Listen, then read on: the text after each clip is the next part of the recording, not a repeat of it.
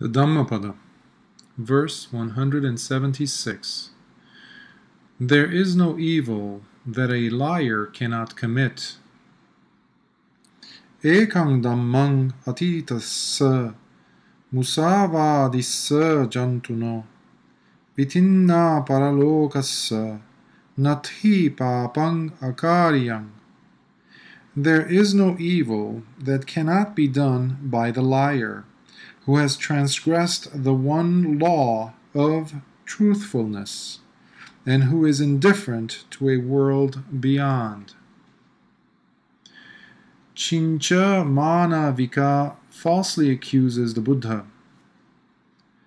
As the Buddha went on expounding the Dhamma, more and more people came flocking to him, and the ascetics of other faiths found their following to be dwindling. So they decided to ruin the reputation of the Buddha. They instigated Chincha Manavika, a beautiful pupil of theirs, and told her, "If you have our interests at heart, please help us and put the Buddha to shame." She agreed to their plot. That same evening, she took some flowers and went in the direction of the Jetavana monastery. When people asked her where she was going, she replied, "What is the use of you knowing where I'm going?" Then she would go to the place of the other ascetics near the Jetavana monastery, and would come back early in the morning to make it appear as if she had spent the night at the Jetavana monastery. When asked, she would reply, "I spent the night with the Buddha at the monastery." After 3 or 4 months had passed, she wrapped some cloth around her stomach to make herself look pregnant. Then, after 9 months, she created the impression of a woman in an advanced stage of pregnancy, and she went to the monastery to confront the Buddha. The Buddha was then expounding the Dhamma to a congregation of bhikkhus and laymen. Seeing him preaching, she accused him. "Oh, you big samana, you are clever to preach to others. I am now pregnant by you, yet you do nothing for my confinement. You only know how to enjoy yourself." The Buddha stopped preaching for a while and said to her, "Sister, only you and I know whether you are speaking the truth or not." "Yes, you are right. How can others know what only you and I have done?"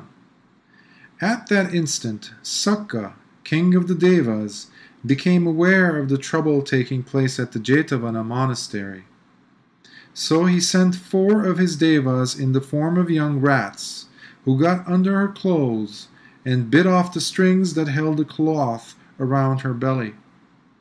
Thus her deception was uncovered, and many from the crowd reprimanded her. "O you wicked woman, liar and a cheat! How dare you accuse our noble teacher?" Fearing for her safety, she ran from the monastery as fast as she could. However, after some distance, she met with an unfortunate accident and had to face a miserable and untimely death.